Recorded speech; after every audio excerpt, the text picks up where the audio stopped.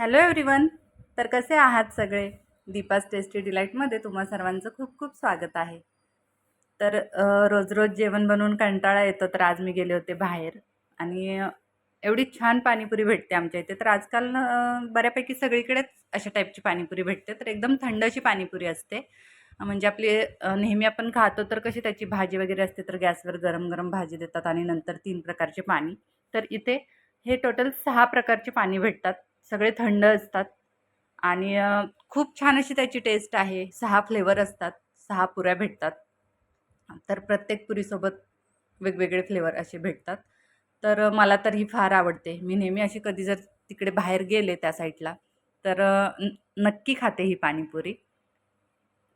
तर तुमच्या इथे अशी पाणीपुरी भेटते का? तेही मला नक्की सांगा.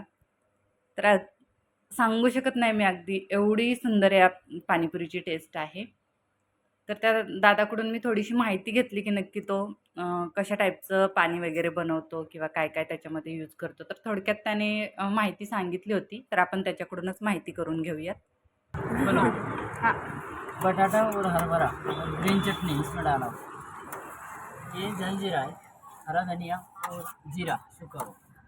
ये देव सूप, हरा धनिया और दही वगैरह शक्कर नहीं। ये रेगुलर है, गरम मसाला जीरा वगैरह, लहसुन लहसुन सिर्फ लहसुन,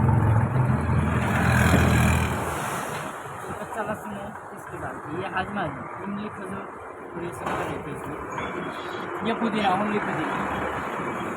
तर अशी ही पाणीपुरी तुमच्या इथे भेटते का? नक्की सांगा. लाईक, शेअर, सबस्क्राईब करा. Thank you.